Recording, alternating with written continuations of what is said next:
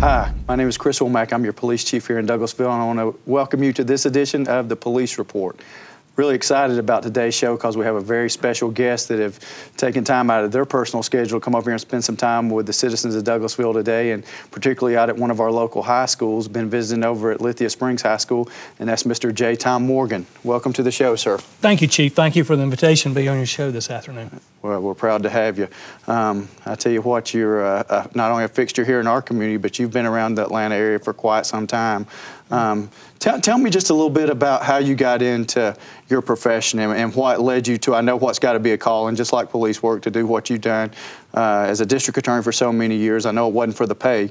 So what was in your heart to keep you motivated for so long? Chief, like yourself, I was in the DA's office for 22 years. And the first 8 of those years, I was Georgia's first child abuse prosecutor. So if a child was murdered or sexually abused or physically harmed in DeKalb County, that was the kind of case I prosecuted. And then I ran for district attorney and served for 3 terms. Biggest case during that part of my career was when I prosecuted our sheriff for the murder of our sheriff-elect, Sheriff Dorsey, for the murder of Durham Brown. But when I left the DA's office, like you said, we keep reinventing ourselves. What I learned, what I did not realize when I was a prosecutor, was that so many young people in our state do not know our laws, or they do not appreciate the consequences for violating the laws. So then I basically took a year off, wrote a book called Ignorance is No Defense, A Teenager's Guide to Georgia Law, and we're now in our 2nd edition. Our North Carolina book came out last month, so I'm spending a great deal of time there talking to North Carolina teenagers. And what I enjoy doing really most, it's a passion of mine, like you said, Chief. It's to go talk to teenagers about the subjects that we talk about in the book: sex, drugs, and alcohol, age of responsibility. And last year we went to 150 high schools. And this is my first trip to Douglasville, and it's been a wonderful experience. I spoke to the 10th graders at Lithia Springs, and then they wrote questions anonymously. And Chief, you would know exactly what these kids are thinking about. You know, they ask, why in Georgia are we prosecuted as adults at 17 when the rest of the country is 18? And they ask questions about sex. What is the age of when you can have sex? And alcohol, drugs, you know, those types of things that we need to do a better job, all of us, the law enforcement community, our education, of educating kids about what our laws are so they don't find themselves in the wrong side of your jail cell down there. Right.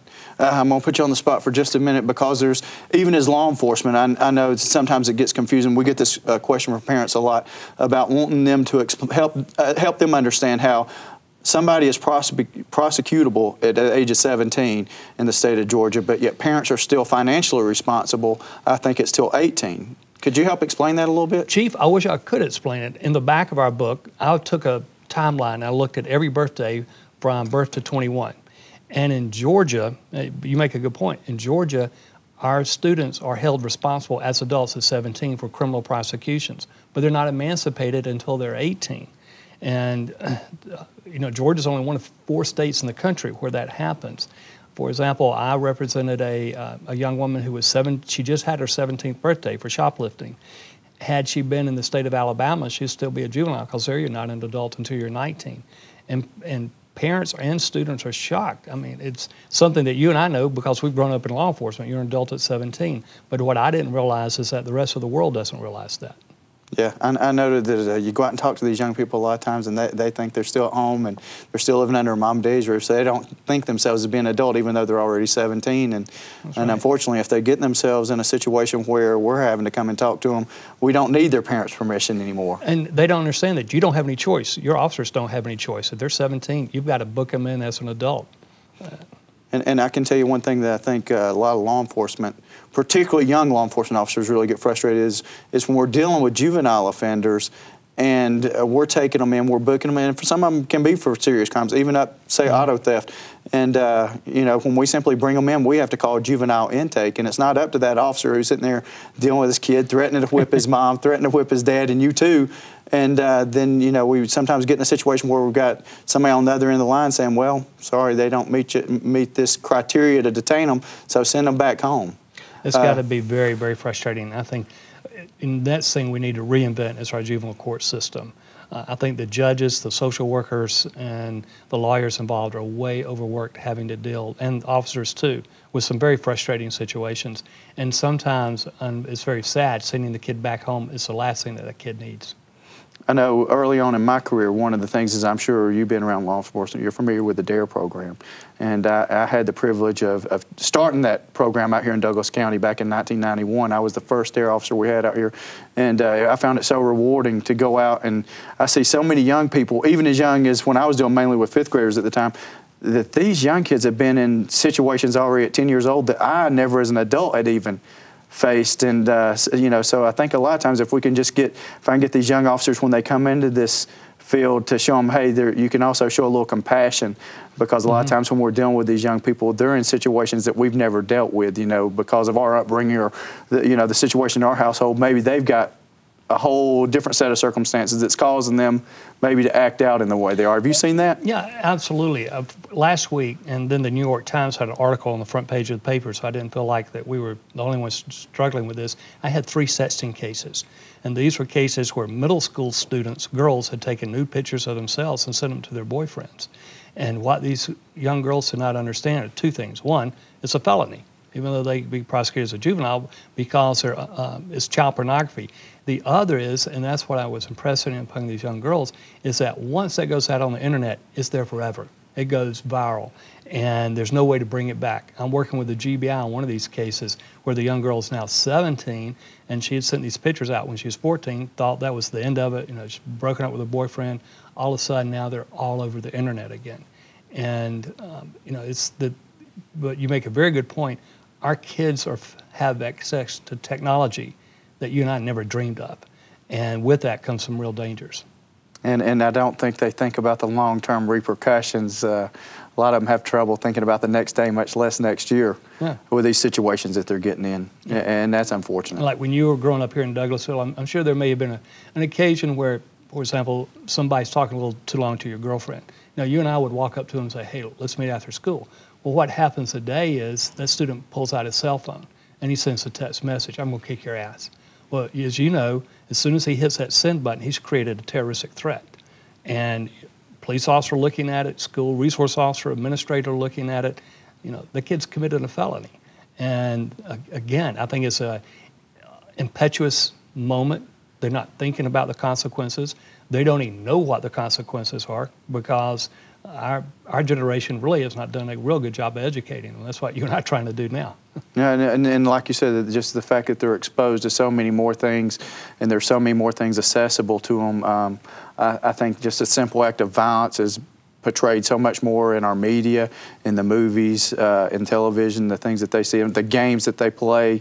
You know, I grew up playing Space Invaders, and now, you know, it's Mortal Kombat, and the games that are most popular are your most violent games, that these kids just become, I think, numb to. There's no, what I consider shock the conscience value, because they see it over and over, that they become numb to it. I think what the psychologists are telling us, that so many of these kids are desensitized to violence and sex, and because of that, we're finding themselves getting in trouble, and without even realizing what they're doing.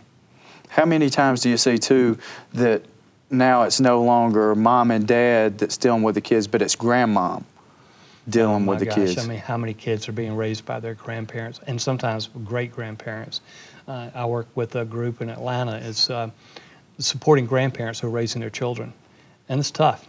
You know, it's very tough. You know, we deal with that so much. You know, we're trying to contact somebody to come up and check on these kids once we've come in contact with them, and you know, it ends up being grandmom that's coming up, and she's wore out, and she's trying to keep up with 3 or 4 siblings as well, and just stretch. You know, and working 50 hours a week. Right, trying to still pay the bills and raise kids all over again.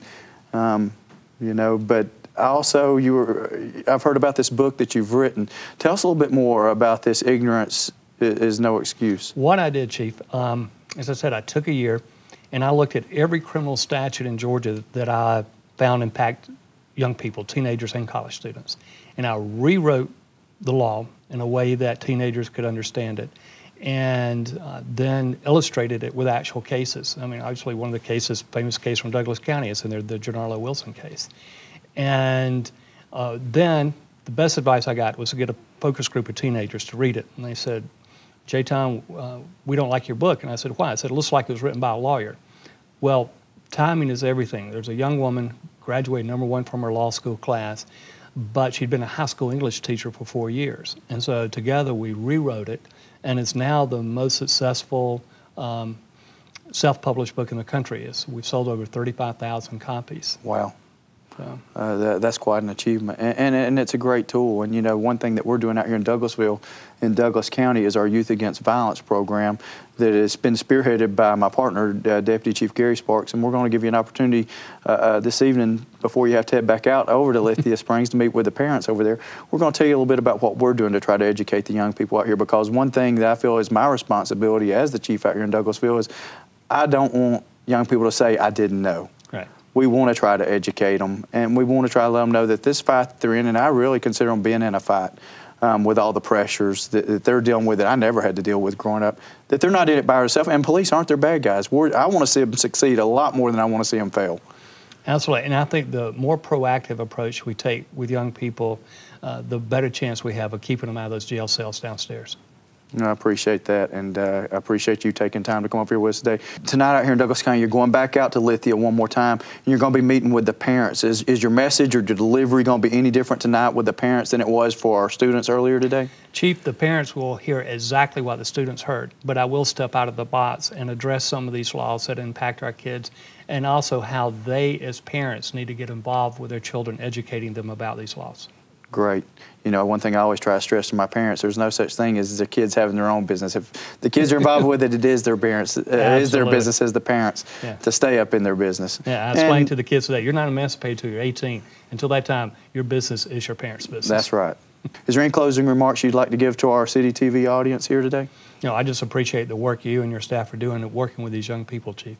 We appreciate you, and we appreciate you coming out here to Douglasville and helping spread the word and trying to help our young people be successful and stay on the right side of the law out here. This time what we're going to do is we're going to break from this beautiful courtroom that we're sitting in here that the citizens of Douglasville have so greatly blessed us with, and we're going upstairs to what I call our war room, and I'm going to invite you to meet my partner, Deputy Chief Gary Sparks, and you're going to hear about Youth Against Violence a little more in depth and what we're trying to do proactively in law enforcement here in Douglas County. Thank you, Chief. Look forward to it. Yes, sir.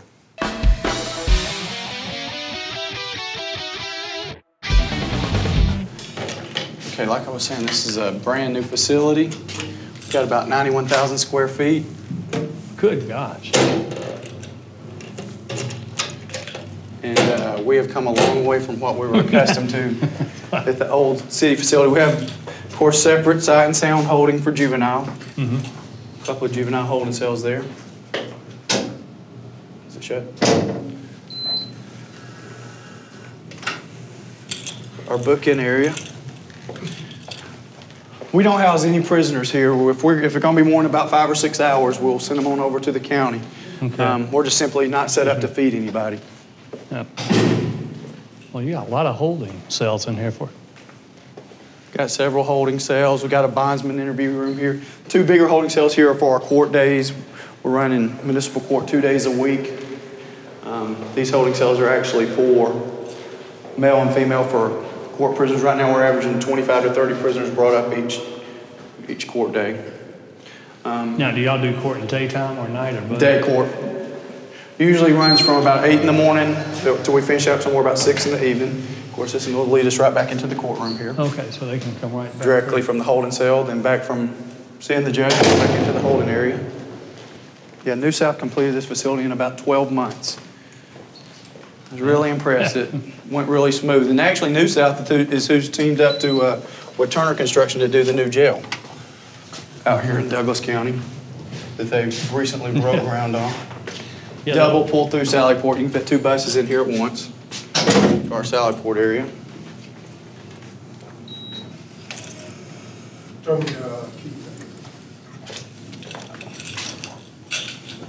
Back in '89, I was the 26th officer hired, so give you an idea of our growth. That is some growth. I'm gonna go downstairs first. We go downstairs. Of course, this area that y'all been in so far, this is a secure area for employees only. This is mainly, the main component of this downstairs level is our evidence area, but this is also a big part of our training. Yeah, do you have your workout rooms and all that here? Yes, we do, and that's... Oh, that's right when I walk into. A nice facility. Yeah, complete workout facility set. We've got our own lockers down here for male and female. This is really nice. No reason to belong to a gym when you join the police department. Because that's one thing we'd always done. We'd always paid for gym memberships out of confiscated drug funds, and now we've got our own gym. So, that is and really one nice. thing we really stress to our officers the importance of keeping physically fit. As a former trainer for the police department, I'm really excited about this room right here as well.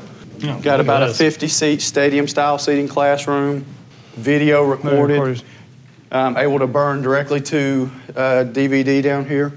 So that if you got an instructor up here teaching class, you got an officer on vacation or something, boom, you burn them a DVD, they can put it in their laptop and take the class when they get back on duty. Remarkable. Nicer than most prosecutors' offices, I can tell you that. I'm sure McDade would like to have this. Yeah. Now, as far as law enforcement, most of our law enforcement agents, this is the room they get most excited about. This is our defensive tactics room. Got a 9-inch spring-loaded flooring system in here. I know all last week we had defensive tactics training, and it really helps on the injury, so when you get slammed and kicked and beat around in here, it's not quite as painful. Oh. A lot of the guys in the police work have gotten into kickboxing, so it gets a lot of use. The interior portion of this room, that's all evidence. So we have quite an elaborate evidence area, really nice. Okay, we're going back up to the main floor now. Of course, this is the area when you first come in. This whole corner of this building right here is bulletproof glass, bulletproof walls. This room here is staffed 24 hours a day, 7 days a week. There's always somebody right there. We're on the patrol side of the building now. Got 2 IT offices here. We do our own IT work. Each division has their own conference room. It's really nice. Nice place to conduct business. Yes, it is. We have 2 patrol captains. One's in charge of day shift, one's in charge of night shift. 4 patrol lieutenants.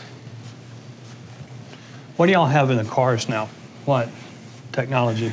We have a laptop. We also have, most of our cars are equipped with a printer, so you can actually print out your own citations once you put the information in there. Several of our cars are equipped with the mobile tag readers. Technology's getting a lot better on those. This is your patrol sergeant's what I call the bullpen area with their cubicles.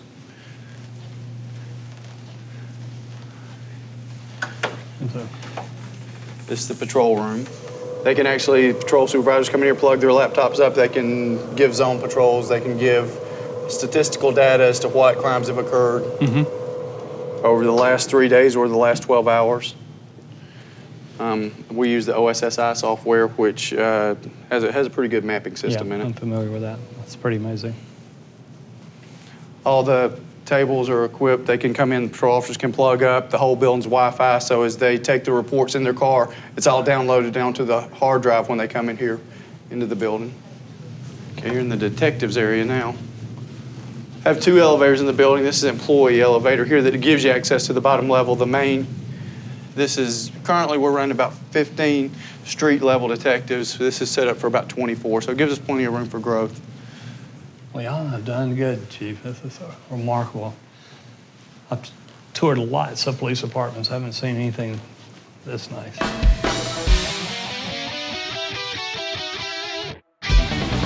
I came to the program because I was in trouble. For shoplifting? They sent me here.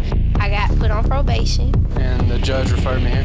I went to school one day and I got mad. I didn't like it at all. I was just getting in trouble.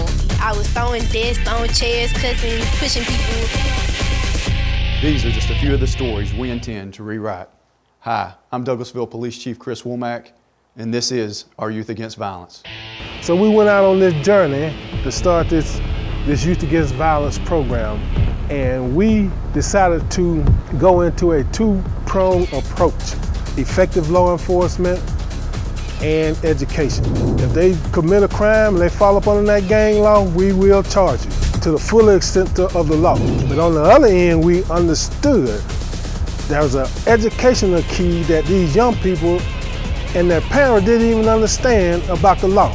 The fight my daughter got in school, I call it a playground fight, but now it's totally different because of the law. The last thing I want to do is give any young person the opportunity to say, well, I didn't know, or I didn't have anybody in my corner to try to help me through this. That's how I ended up in trouble. So therefore, our mission is to educate the young people to the law and their parents, and I hope that they will make better decisions and choices when they're out there with their friends. I feel that some of these young people will just look at me as, oh, he's just a popo, deputy chief of the police, they don't want to listen to me. So we knew that we had to find someone that would grab the attention of the young people. So what I did, I started talking to Art Powell. This man went to prison for 11 years, selling drugs in a gang, shootout with the police, aggravated assault, you name him, he did them. He gonna tell you what it got him and what his gang members did for him while he was in jail. Absolutely nothing. When I went to jail, my son was 3 years old. When I got out, he was 15. I did 11 and a half years in prison based on my crimes I committed. That is not the lifestyle to lead. So when they really see someone that's been there, and we show a video of Art in prison, they know it's real. I think one of the things that really made me start doing the work is trying to help young people was my last 4 years of prison. I seen an influx of young men coming in the system at 17, 18, and 19 years old that didn't have any education. They was lacking certain life skills. And we teach classes like decision and choices, anger management, conflict resolution, bullying, how to study, what you need to do to fill out applications for jobs in college, for higher education. We try to hit these life skills, and we bring in people that's been there and done that. We wanted to make sure that we brought the people, our volunteers and the people that we brought in the program to help us with the young people really had a love for working with young people and were passionate about helping these young people. And it's like a lot of real people that talks to you. And throughout the time, they've brought people in that I really like you actually listen and understand what everybody's been through. When I have problems, I can go to them and talk to them about it. They give me good advice. And it make you feel better about yourself because you have someone to talk to. If we don't have anybody at home, you know, they make us feel like we could come to them and talk to them about anything. So I think they helped me learn to channel my anger and my attitude into a more positive outlet. We started with a summer program for 30 kids. Now we have progressed to a year-round program where we're having, through the school year, 8-week sessions, and then we come back around to the summer, we're having a 10-week session. So Gary's also incorporated a parent educational program because this is a team effort. To try to train the parents to what's going on and keep them in tune with their young people. I believe whatever your young person, whatever your child's involved in, is your business. Their business should be your business, and that's the approach we take with Youth Against Violence. The parent classes are geared toward helping parents understand the new laws that are affecting our kids today. I talk to my mom a lot now, and it's not just like every once in a while. We're always communicating. Well, this program's growing week by week. We've got new people wanting to get involved in it. We have agencies calling us from all over the country saying, hey, we've heard about this. What are y'all doing? And as we continue to grow, we started a leadership program because young people wanted to come back to the program. So now we giving them leadership qualities that they can step out of the community and lead. It teaches you how to be a leader. It's to give them guidance and help them out and show and basically set an example as a leader. The beautiful thing about this Youth Against Violence program, when you know you're connecting with the young people, is that once they graduate out of an 8-week course, they want to come back. That's when you know you're hitting some hearts, you're changing some minds. I finished all my weeks, but most likely, even though I don't have to come, I probably will keep coming because I like it. I was in trouble, and I came here, and it helped me out a lot, and I haven't been in trouble ever since then. It's a great program for anybody with kids. You want to give them a positive outlook on things. I feel like I'm in the right crowd now. I went through what I went through in my lifetime to help save the lives of these young people. We're here to help you. We're in your corner. You're not in this fight by yourself. I want young people to make better decisions and choices. We're going to continue this mission, and we think we're doing the right thing. There's nothing glamorous about gangbanging at all. At the end of the day, you are going to experience some type of tragedy. Whether if it doesn't happen directly to you, it's going to happen to somebody you love or care for. Believe that. We want to see you out here doing good things in our community and not in a pair of these. We do, and we're trying to stay involved in it. We're trying to give the kids some alternatives to the negatives, and show them, you know, that there's positive things out here. If they're looking in the right place, we're going to help guide them towards those positives. Well, and involving the parents, because I think, to me, a lot of gang membership is because they're absent parents. These kids are looking for some stability, and unfortunately, that's where they find it. I always tell parents, if you save one of these kids from getting in trouble, you've saved the taxpayers a ton of money. We believe in them here at the police department. We want to give them the tools they need to succeed, and hopefully by having positive relationships with law enforcement officers, that when, you know, if they do mess up and get into trouble, they're still going to trust us, that we're going to try to take care of them best we can. I mean, I'm just absolutely shocked that there's a police department that's taking this much interest in young people.